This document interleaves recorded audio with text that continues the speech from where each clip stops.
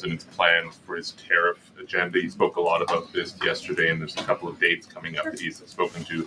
Number one, February 1st, he's alluded to both the potential for tariffs for Canada and Mexico, but also China to take effect on those days.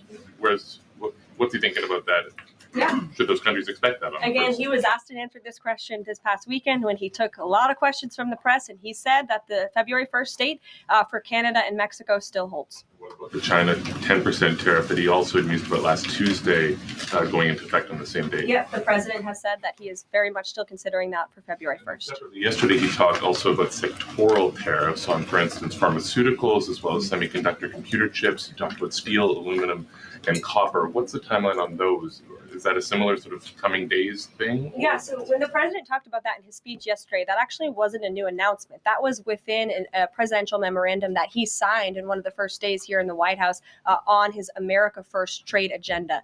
So there's more details on those tariffs in there. As far as a date, I don't have a specific date to read out to you, but the president is committed to implementing tariffs effectively, just like he did in his first term. Finally, he also was asked on the plane when he gaggled about the potential for a universal tariff. He was asked maybe about 2.5%. There was a report about that. He said he wanted much bigger than that. Should we understand that these tariffs would add up?